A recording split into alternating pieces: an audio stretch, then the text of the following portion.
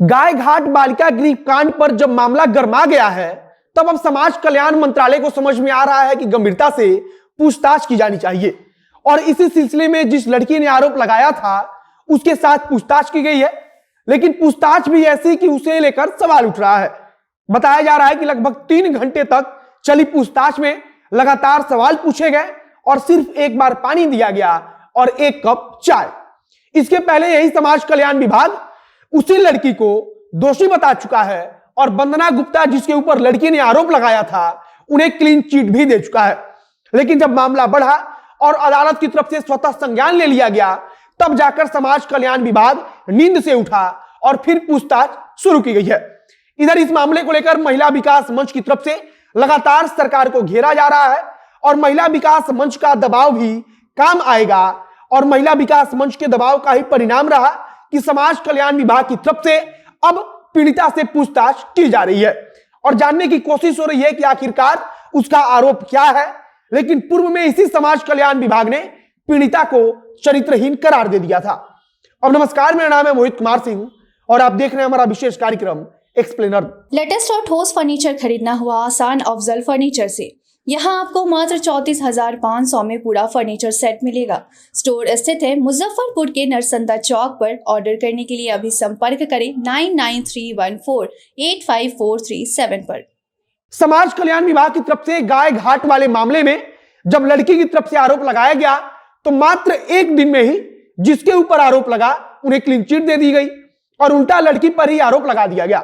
इसके बाद अदालत ने इसका स्वतः संज्ञान ले लिया। मीडिया में चर्चा शुरू हुई, महिला संगठनों ने इसको लेकर अब जोरदार आवाज उठाई, वो मुखर होकर सामने आकर बोलने लगी और फिर समाज कल्याण विभाग को अपना कदम पीछे खींचना पड़ा तथा पीड़िता से पूछताछ का फैसला लिया गया।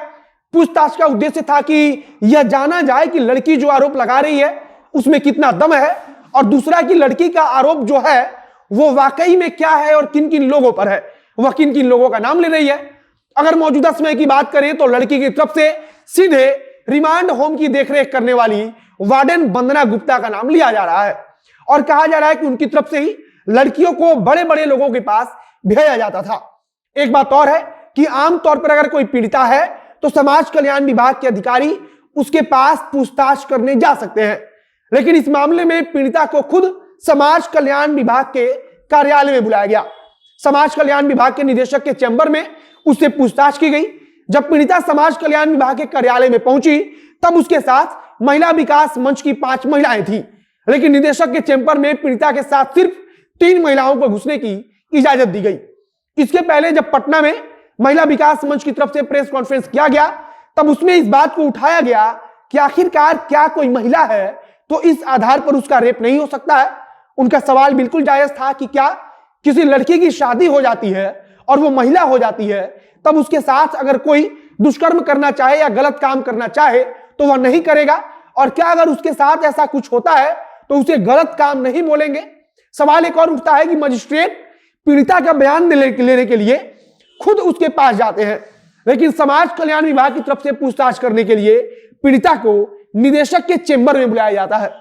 मतलब समाज कल्याण विभाग की तरफ से अगर कोशिश होती तो निश्चित तौर पर पीड़िता के पास उसके अधिकारी पहुंच सकते थे, लेकिन उल्टा पीड़िता को बुलाया गया। समाज कल्याण मंत्री मदन सैनी भी कहते हैं कि केवल आरोप लगा देने से सब कुछ सही थोड़ी मान लिया जाएगा, लेकिन सवाल यह है कि केवल आरोप लगा देने से अगर सही नहीं माना जाएगा तो फिर बिना जांच किए और बिना पूछताछ के किसी को क्लीन चिट देने से भी तो वह दोष मुक्त नहीं हो जाएगा। आखिरकार अगर समाज कल्याण विभाग की तरफ से पूछताछ के बाद और पूरी जांच के बाद क्लीन चिट दी गई थी, तो फिर अदालत की स्वतः संज्ञान के बाद उसे पूछताछ क्यों करनी पड़ रही है। वह अदालत के समक्ष जाकर अपनी रिपोर्ट दिखा दे कि हमने कैसे जांच की थी और किस आधार पर हम कह रहे हैं कि उनका वंदना गुप्ता का कोई दोष नहीं है। कल पीड़िता को 3 घंटे तक समाज कल्याण विभाग के कार्यालय में बुलाकर रखा गया और उससे पूछताछ चलती रही और महिला विकास मंच की तरफ से कहा जा रहा है कि जब तक न्याय नहीं मिलेगा तब तक यह लड़ाई चलेगी। और उनका भी यही कहना है कि समाज कल्याण विभाग से कैमरा लगाने की मांग की गई थी, लेकिन उनकी तरफ से बयान बिना कैमरे में रिकॉर्ड किए ही लिया गया है। अब मौजूदा वक्त में 7 फरवरी का महिला विकास मंच इंतजार कर रही है और उन्हें उम्मीद है कि अदालत की तरफ से कुछ ठोस कदम उठाया जाएगा और 7 फरवरी के बाद जो परिस्थितियां बनेंगी उस हिसाब से महिला विकास मंच इस लड़ाई को लेकर आगे जाएगी। बाकी इसके पहले इसी समाज कल्याण विभाग की तरफ से इस लड़की को, इस महिला को, जो वंदना गुप्ता गायघाट रिमांड होम की वार्डन थी, आरोप लग रहा था, उन्हें क्लीन चिट दे दी गई थी। लड़की को ही दोषी बता दिया गया था और कह दिया गया था कि यह लड़की खुद बदमाश है, उदंड है। इसके बाद से जब महिला विकास मंच का दबाव बना, अदालत ने स्वतः संज्ञान लिया, तब जाकर पूछताछ शुरू की गई है और जांच की बात की जा रही है। बाकी आगे अगर इसे लेकर कुछ नई जानकारी आएगी, कुछ नया अपडेट आएगा, तो उसे हम आप तक जरूर पहुंचाएंगे। फिलहाल इस वीडियो को समाप्त करते हैं।